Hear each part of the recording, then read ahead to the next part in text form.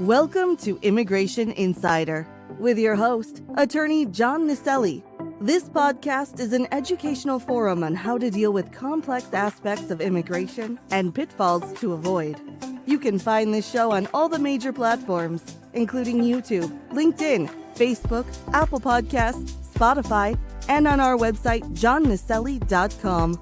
Now here's the host of Immigration Insider, attorney John Nicelli.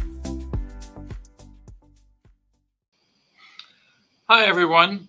My name is John Nicelli. I'm an immigration attorney in New York City. I've been practicing exclusively in the field of immigration law approximately 42 years, almost 43 already. And today I wanted to do this podcast to tell about some of the people that I've helped them during my career. And many of the stories that I will tell you are people that really had some really significant issues that we were able to resolve. So let me start with the first one. So the first one was actually fairly recent. It was a lady who lives in New Jersey, and she was married to this American citizen for many years, probably about 10 years, I would think. And during her marriage, she never had children with this man, and he was a U.S. citizen, and she was able to get her permanent residence through him. And as I said, they lived together for a number of years. I believe it was 10 years. So during the marriage, he became very abusive towards her. And unfortunately, she was really at the breaking point. And she told him, listen, I can't do this anymore. And if you don't stop, I'm going to leave you. It's that simple. So about a year ago, she decided that she needed a break and she was going to go on vacation with her daughter. So she went to the Dominican Republic. And when she comes back after her vacation, she's at the airport, and the inspector at the airport stops her, pulls her aside, and sends her to what they call secondary inspection. So she was with her daughter, who was 16 at the time. So the inspector says, I want to know about your marriage. Are you living with your husband? You know, they asked her all kinds of questions about whether she married him to get her papers or anything like that. So, and a number of questions related to the relationship. To make a long story short, the inspector told her, listen, we have a notation that your husband called us and he told us that you married him only to get your papers. And we want to know if that's true.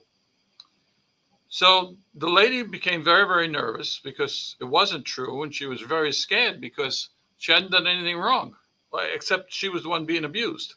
And he as the aggressor, decided, well, let me really get her. She wants to leave me. This is the way I'm going to get back at her.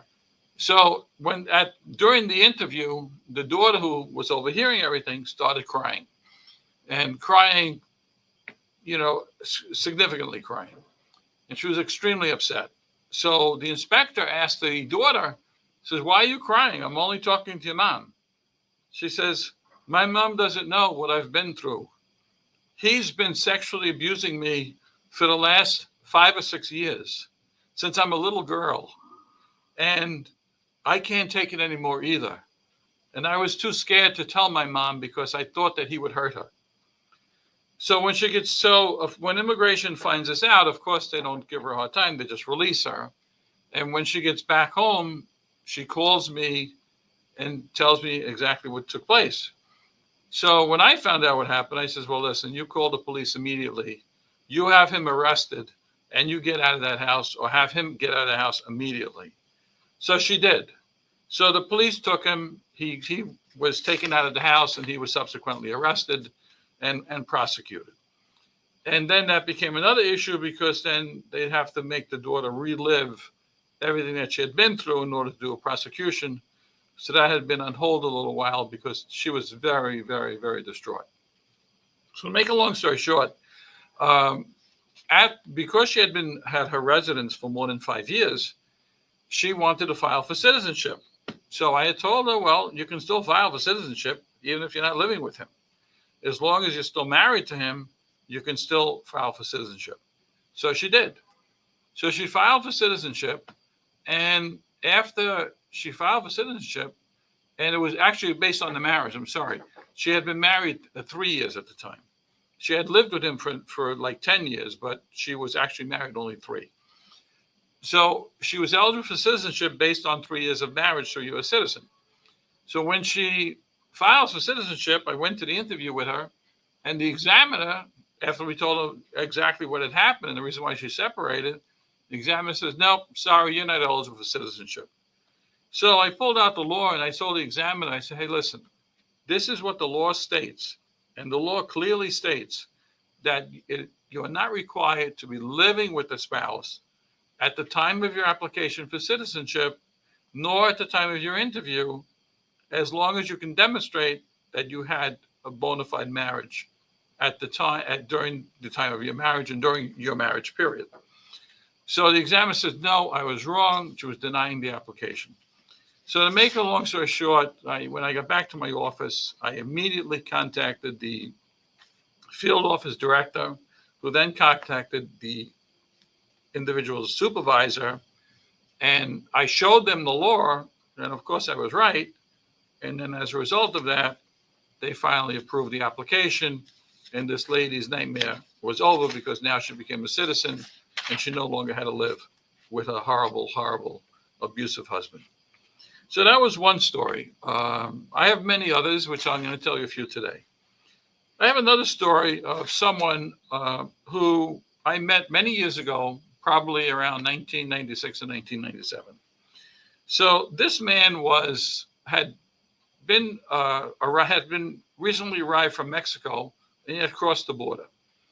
So he spoke fluent English. When I met him, he was he was a worker that was in a house that I was building. So he told me his problems. He says, "I'm here. Is there any way I could legalize myself?" After I told him that I was an immigration lawyer. I says, "Well, why don't you speak to your employer, see if your employer will sponsor you?" So he did. So the employer agreed to sponsor him, which was wonderful. So I told him what the procedures were, and I told the client what the procedures were. And we basically did everything. At that time, you had to advertise the job because you had to show that there's not an American citizen available to do the job he was doing. And he was actually a heating mechanic at that point, and with very specialized skills regarding radiant heat and different types of heating. So I spoke to the employer. He agreed to do everything. We advertised the job. The employer paid for everything. It was really great. However, about maybe a year into the process, the employer decided that he was going to withdraw the application that was filed. So when I told the client, I said, "Listen, this guy called me. He says he wants me to withdraw everything." He says, "Yeah, well, I had a little misunderstanding with him because I wanted to get paid more money because he's paying me pennies, compared to what I should be being paid." He says, "And that's fine. Just let him do it." So he did. So he withdrew the case. So he wasted a whole year and wasted money and paying my fees and whatever the story was. And it was a terrible thing. So I told the client, I said, "Listen, why don't you go find another employer?" I says, "You have skill. Just leave him and see if you can get another employer to hire you and sponsor you." So fortunately, he knew some people in the field at that point, and he did find another employer who was willing to hire him. So he went to the other employer, and the other employer told him that he was willing to sponsor him, and he did sponsor him. And this was a much bigger employer, had many, many employees, had plenty of income, so there was no issue regarding the ability to pay the wage or anything like that. The only problem is that during the process, the employer moved to a different address. But they never told me, the client never told me, and there was no way I would know about it unless somebody told me. So lo and behold, the Department of Labor finally got to working on his case, and they sent correspondence to the old address. But they never sent the correspondence to me, which they were supposed to do. So they never answered. The employer never answered anything, never called me because he never got the mail. And the mail was not forwarded. So I finally, a few months later, I get a letter that the case is canceled because the employer never responded to the information that the Department of Labor had requested. So I said, "This is crazy. I never got anything." So I called the employer. He says, "Oh, yeah, we moved about 6 months ago." Oh, my God. So to make a long story short, I called the Department of Labor. I contacted them. At that time, we used to be able to speak to people. And we did whatever we had to do. I convinced them to reopen the case. I'd written a very detailed letter of the events that took place, and they agreed to reopen the case. So we started, even though that case had been canceled, it was reopened. So we actually started processing it again. We weren't required to re-advertise the job. They accepted everything we had done previously, and the case was approved. So finally, after the case was approved, it went to the U.S. Department of Labor. They approved it. And then, as I said, he had plenty of income. So the Immigration Services approved the petition that was filed. And then eventually he adjusted status together with his wife and his three children. So today I met him just recently, and I'm happy to say that all of his children have graduated college, and his youngest child just received a master's degree in computer science. So I was very happy because it was a story that I really helped to change his life. And he's worked so hard to support his family and do the right thing by everyone. He's always paid his taxes, been a really decent guy. He's a union plumber now here in Manhattan. So he earns a very good living. And he always tells me, "You changed my life." And that's a good feeling. I have another story I wanted to tell you about. And this story is about a married couple who came to me and wanted to become permanent residents. They had been here for some time, and they had two U.S. citizen children. The children were the daughter was fairly healthy, but the son had a hearing issue. From the time he was like 5 years old, he had 3 operations on his ear to replace his inner eustachian tube. And that's, could be pretty serious, especially when somebody's young. But the problem is that whatever was causing the problem would also cause other effects. So not only had hearing loss, but he would be dizzy, he was limited in his activities, and he couldn't go to high altitudes. Because every time the family, one time that they wanted to go skiing, because they're from Northern Europe, and they went to some mountain top where they were going to go skiing, and he couldn't handle it. The pressure was just too much for him. He started vomiting and things like that. So from that day on, they never went skiing again, and they realized that they could never go to a high altitude. So hearing this whole story, I says, wow. I said, that's pretty significant. I says, you could file for what they call cancellation of removal. So cancellation of removal is when a person has been here for at least 10 years, has paid their taxes, and you can demonstrate basically hardship to the children. You have to demonstrate what they call extreme and unusual hardship. So we filed the case, and finally, after a number of years, it finally went to court. So when we went to court, we went over this whole issue about why it would be a hardship for these children, the American children, to go back to the countries their parents were from, which was from Eastern Europe. So then I believe the mother was from Slovenia and the father was from Slovakia. So it's 2 different countries. So that in of itself is an issue, because if you get deported, they deny the case. Well, where do you send the children? Which country? You can't split them in half. So it's like crazy. So that was one issue. But despite all of that, one of the things I brought up is that, the children did very, very well in school. And it would be a hardship on the children if they were to go to either of those countries and where they weren't fluent in the languages, and because English was their primary language, and it would be a setback for them. And it really would be, could be considered to be an extreme hardship. And there was also some other factors. So to make a long story short, at the end of the hearing, which lasted probably about 3 or 4 hours, the judge tells you, "Mr. Nicelli, would you like to make a closing argument, a closing statement?" So I says, "Yes, Judge, I would." So he says, "Well, I'm telling you right now, I don't think that this case deserves to be granted, because I don't see extreme and unusual hardship here, which is required by statute." And I says, "Well," and he says, "Not only that, you brought up the fact that these children don't speak the foreign language. But in those countries, I've checked it out. She says, and there's plenty of English-speaking schools. So they can go to an English-speaking school and their education would not be affected. So there really is no hardship.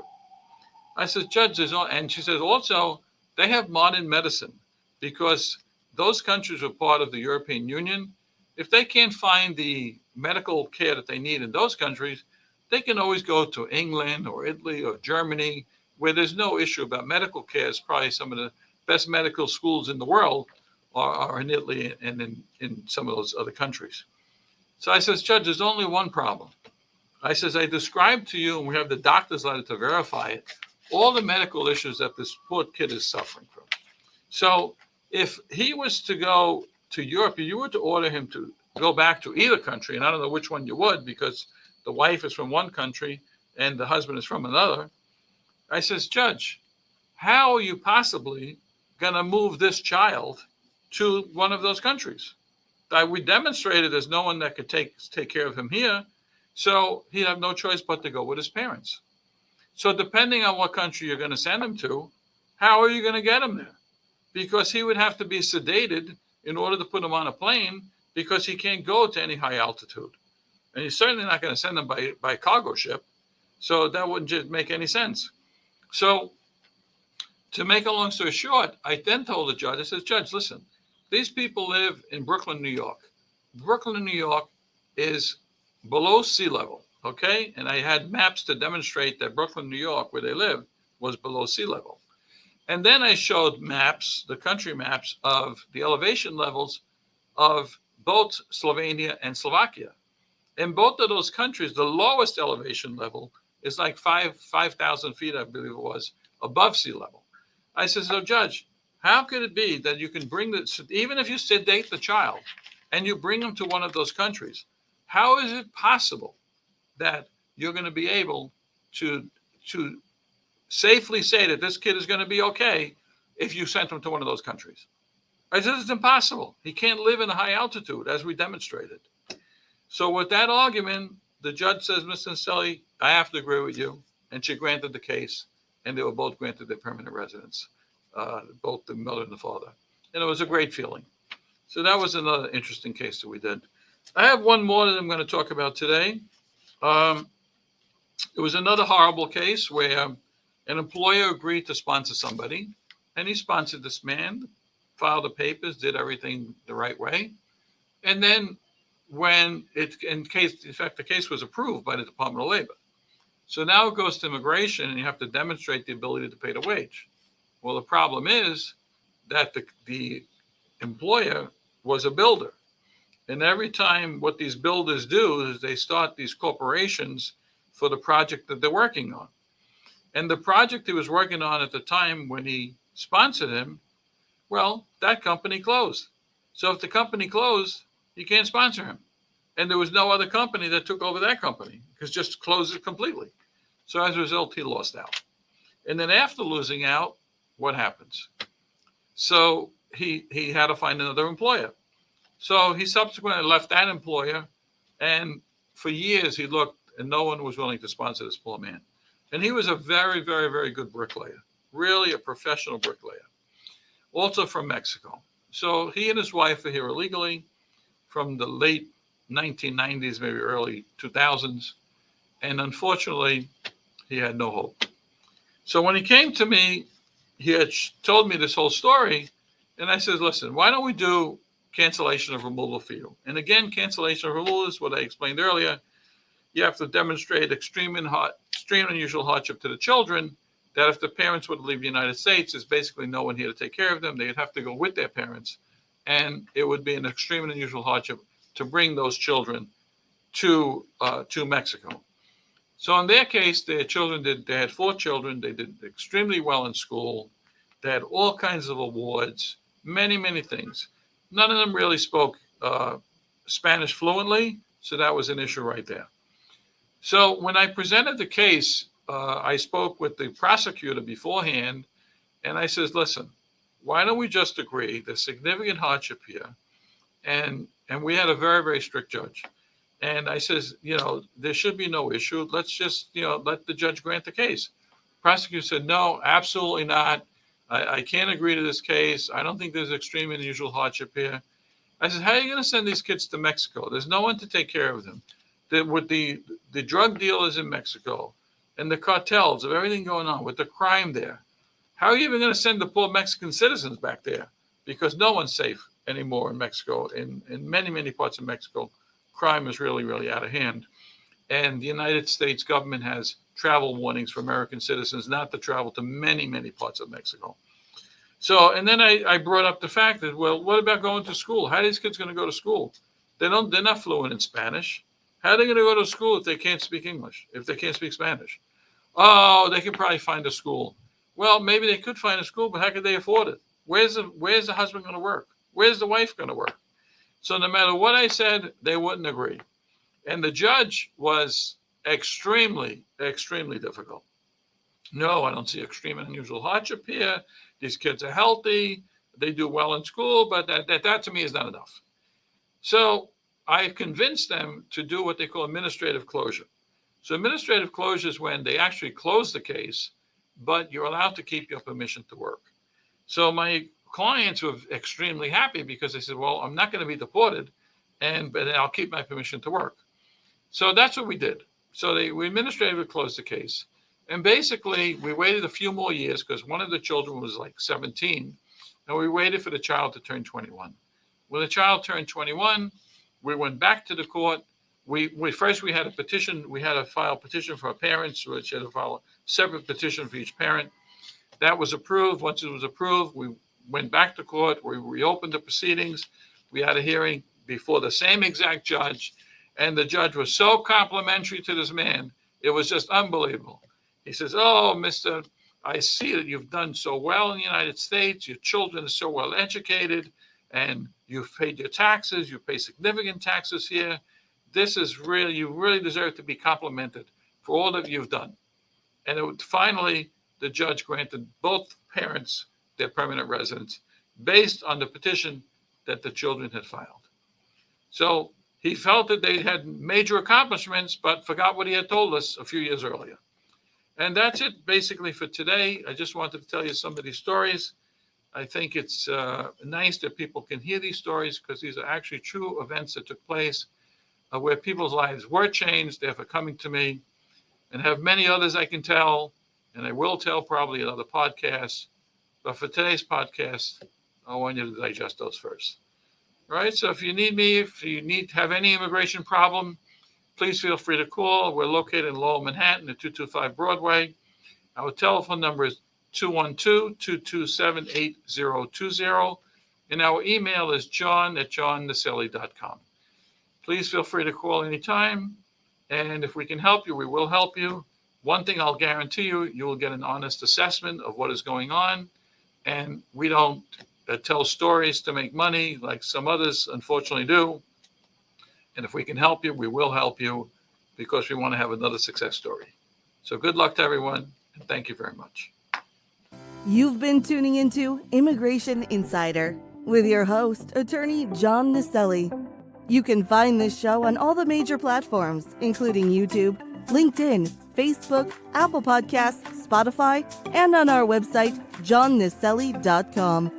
Thank you for your positive reviews, comments, questions, and for sharing this show with others.